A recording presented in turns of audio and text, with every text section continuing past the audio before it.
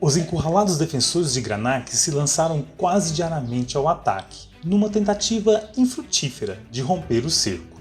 E, no comando dos defensores, cavalga um guerreiro de aspecto assustador.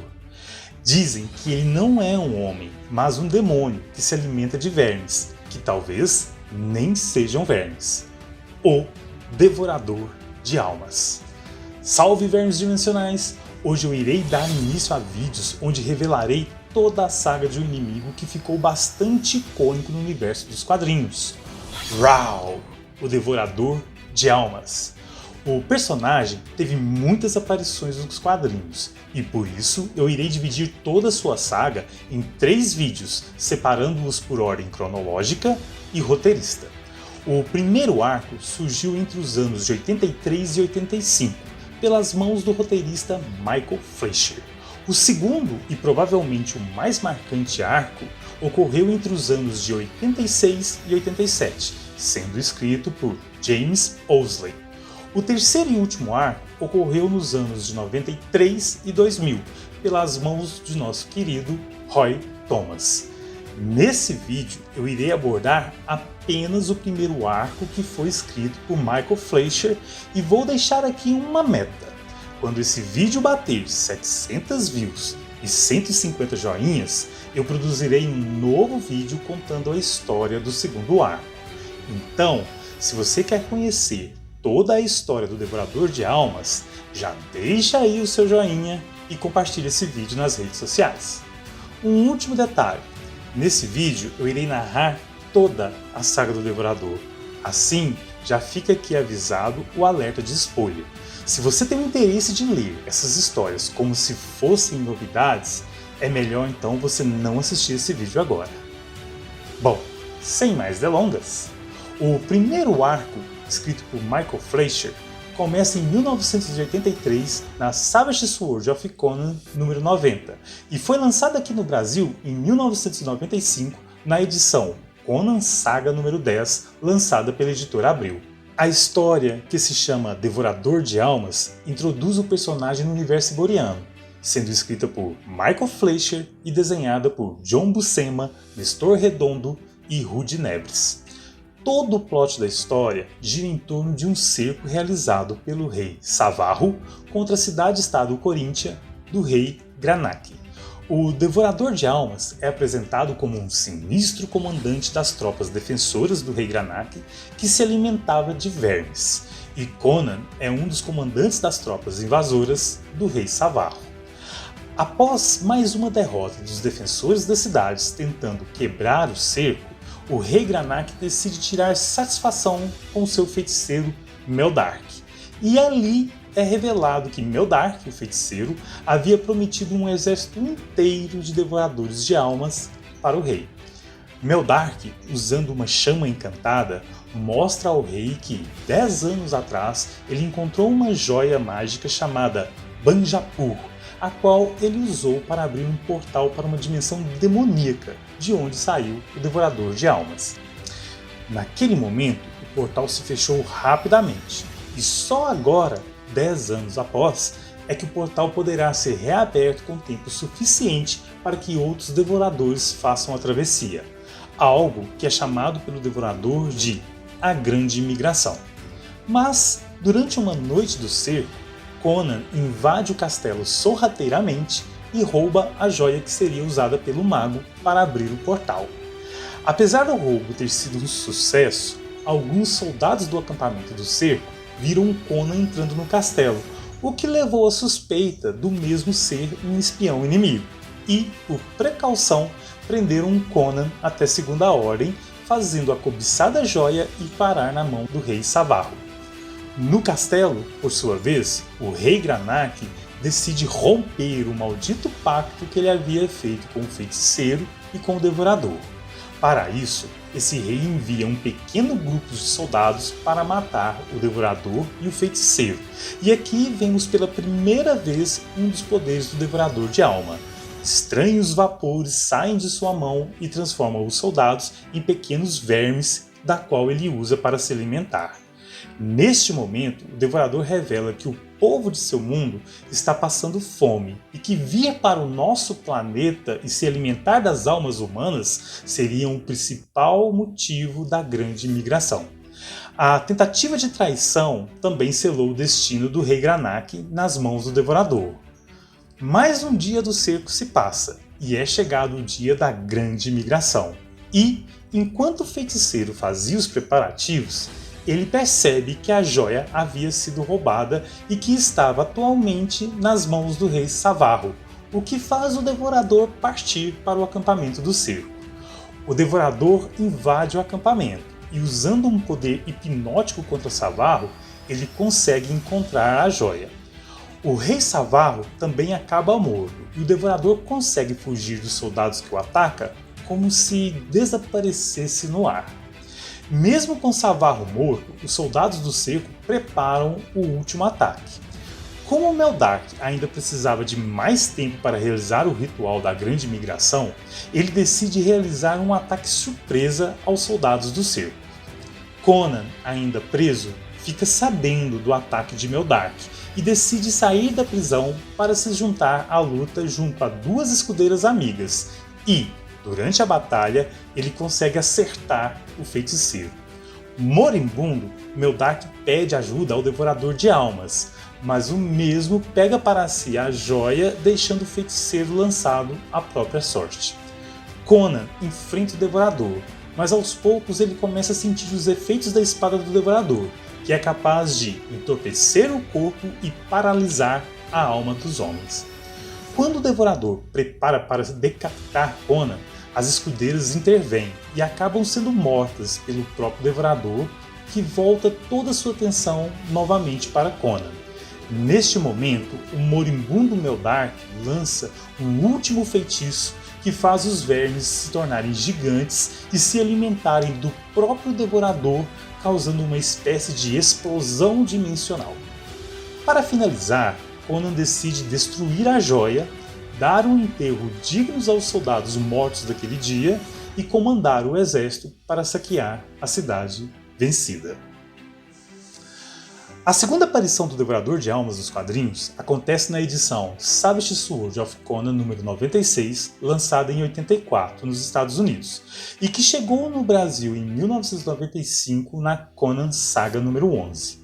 A história, chamada de O Monstro do Lago Marmet, se passa logo após a batalha do cerco anterior. Conan se encontra sozinho à noite perambulando pelas ruas vazias da cidade de Dalat, quando é atacado por um misterioso símio alado. Conan consegue afugentar a criatura e descobre dos moradores que a criatura mora no Lago Marmet, na qual ele acaba aceitando a recompensa para ir lá matá-la. Enquanto isso, no campo de batalha onde ocorreu o cerco, o Devorador de Almas ressurge faminto. Para escapar da morte na história anterior, ele havia usado seus poderes para se lançar em um plano extradimensional, onde permaneceu até que fosse seguro voltar. E agora, de volta ao nosso mundo, ele parte para o Nordeste se alimentando de todas as almas humanas que encontra pela frente, em busca de outra joia capaz de abrir novamente o portal para o seu mundo. No caminho do Lago Marmet, para enfrentar o macaco monstro, Conan salva uma jovem chamada Lia, que estava sendo atacada por um louva-a-Deus gigante, e descobre que a mesma mora com seu cunhado num castelo que fica exatamente no lago a qual Conan se dirigia. Não demora muito para que Conan e Lia acabem se relacionando, o que provoca os ciúmes do cunhado. Em um outro lugar, o Devorador acha a joia e consegue abrir o portal, trazendo uma pequena parte dos seus famintos e demoníacos irmãos para este mundo, e juntos eles partem em busca de vingança contra Conan. No castelo do Lago Marmet, Lia é atacada pelo misterioso macaco monstro, mas é novamente salva pelo Cimério, e acabamos descobrindo que o ciumento cunhado era o responsável pela morte do marido de Lia junto a toda uma embarcação no Lago Marmet, e que ele usava um lendário grimório de magia para se transformar no monstruoso macaco alado. Mais uma batalha com o monstro se inicia, e desta vez é finalizado com a morte do cunhado empalado de uma forma pontuda ao pé de uma escada. E é exatamente nesse momento que o Devorador de Almas e seu pequeno exército chegam no castelo de Marmet. Conan, surpreendentemente, desafia o Devorador para um duelo, a qual ele aceita sem pestanejar. Afinal, sua espada teria o poder de entorpecer o corpo e paralisar a alma dos homens. Mas Conan tinha um plano que o Devorador não imaginava. Enquanto Conan estivesse lutando, Lia usaria um feitiço do Grimório de seu falecido cunhado para tirar a alma do corpo de Conan. Assim, quando o Devorador acreditava ter o Conan à sua mercê para transformar sua alma e corpo em verme, Conan desfere um golpe matando o Devorador de Almas. Neste momento, os aliados demoníacos se rebelam contra Conan, que, sozinho, não teria chances de vencer. Mas um grupo de mortos-vivos surgem da margem do lago atacando os demônios e salvando Conan. Os mortos-vivos superam os devoradores e neste momento descobrimos que eles foram ressuscitados por um outro feitiço realizado por Lia para salvar Conan dos demônios. Porém, esse feitiço tinha um preço. Lia é levada com eles de volta ao mar. Conan tenta resistir, mas é nocauteado pelos mortos-vivos e, quando acorda, não há mais nada a ser feito a não ser praguejar contra Conan. O retorno do Devorador de Almas pelas mãos do roteirista Michael Fleischer começa na edição Savage Sword of Conan número 108 e termina na 109, que foram lançadas nos Estados Unidos no ano de 1985. Ambas as histórias são lançadas aqui no Brasil na Conan Saga 17, de 1997, e representam a parte final desse primeiro arco escrito por Michael Fleischer. A primeira história chama-se As Garras da Águia, e novamente temos um cerco realizado pelo Conde Corbec contra a cidade-estádio corintiana comandada pelo Conde Nerval. Dessa vez, Conan está aliado à defesa da cidade, e a história já começa com uma grande batalha, onde o exército defensor, liderado por Conan, consegue expulsar temporariamente os invasores de volta à sua cidade natal. No mais tardar daquele mesmo dia, Conan descobre a existência de um traidor no reino que enviava mensagens por pombos. O traidor era Paul, o engenheiro-chefe do conde.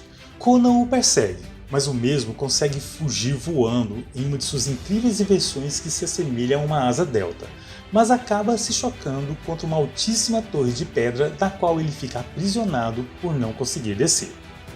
A léguas de distância dali, uma mulher é seguida e assassinada por duas sinistras criaturas humanoides, que recolhem seu sangue e partem em busca de uma misteriosa joia mágica, a joia Ganjamid. Com medo de sofrer um novo cerco, Conde Nerval decide enviar Conan para se passar como um gladiador na cidade inimiga e agir como um espião para descobrir os planos do inimigo. Conan acaba descobrindo que o exército inimigo possui uma tropa inteira de soldados usando a mesma asa delta da qual Paul tinha usado para fugir. Por falar em Paul, o tempo de prisão e fome começa a enlouquecê-lo, até que uma enorme águia morre no alto da torre e ele usa seu corpo para confeccionar um par de asas e garras, a qual ele usa para sair da torre e buscar vinganças contra Conan. Conan é descoberto como espião, mas consegue fugir e alertar o exército do Conde Nerval para preparar as catapultas. Mas, neste momento, ele é atacado por Paul e acaba tendo uma eletrizante luta aérea. Conan vence a luta colocando fogo nas asas de Paul, e é quando a tropa voadora inimiga ataca. As catapultas dos defensores rechaçam os inimigos alados, e a luta se estende ao chão com uma vitória brutal do exército de Conan sobre o exército inimigo. Enquanto isso, em um lugar sombrio, aquelas criaturas humanoides que haviam assassinado uma mulher se reúnem em torno da joia Ganjamid e do corpo falecido do Devorador de Almas. Eles iniciam um ritual para ressuscitar o Devorador usando o sangue da vítima, mas, numa ação desastrada, eles deixam o sangue cair e o ritual é momentaneamente cancelado. Distante dali, uma faculdade da Nemédia, um jovem estudante chamado Nico tem realizado o árduo trabalho de registrar todos os feitos de Conan contra o Devorador de Almas. Ao sair para comprar mais tintas, ele acaba descobrindo um assassinato a qual ele imediatamente relaciona com o culto demoníaco do Devorador de Almas a qual ele estava estudando. Ele tenta alertar seus professores e autoridades locais, mas sem sucesso, e acaba decidindo ir atrás do conhecido ladrão e fora da lei, Conan. No caminho, ele acaba se deparando com várias pessoas que foram, por algum motivo, derrotadas por Conan, e acaba encontrando o personagem em um quarto de uma estalagem acompanhado com Helena, uma mulher que Conan acabara de salvar de um casamento indesejado. Conan escuta o garoto, mas tinha outras prioridades em mente, o que faz o garoto tentar enfrentar o culto sozinho. Se disfarçando como uma das criaturas, o garoto invade o culto e rouba a joia e parte em direção a Conan. Mas as criaturas o seguem e atacam os dois. As criaturas vencem o cimério e partem levando Helena e o garoto. Conan decide ir atrás das criaturas, mas acaba sendo aprisionado pelas autoridades legais que tinham seguido o garoto até Conan e, curiosamente, ele acaba sendo salvo pelo noivo da Helena, que também queria a cabeça de Conan. Conan aproveita a confusão entre as autoridades e o exército do noivo para fugir e ir até o templo onde as criaturas estão tentando ressuscitar o Devorador de Almas. Conan tenta intervir no ritual, mas uma única gota de sangue de Helena foi o suficiente para ressuscitar o Devorador. O Devorador levanta-se, sedento por vingança, e novamente Conan se sente à mercê de sua espada mágica. Quando, de repente, o Devorador percebe que o ritual, mal executado, acaba despertando um horror cataclísmico capaz de acabar com toda a existência do planeta. Assim, com a ajuda de Conan, o Devorador de Almas confronta o horror cósmico, fundindo sua essência ao da criatura e eliminando a existência dos dois, terminando vivo apenas Conan, Nico e Helena. Bom, pessoal, este foi o primeiro arco da saga do Devorador de Almas. O segundo arco foi escrito por James Owsley e fez muito mais sucesso, mas isso é assunto para um outro vídeo. Se você quer saber a continuação dessa saga, não se esqueça de deixar o seu like e divulgar o vídeo, pois assim que esse vídeo atingir a meta de 700 views e 150 curtidas, eu lançarei a segunda parte da saga do Devorador de Almas. Então, por hoje é só e até a próxima.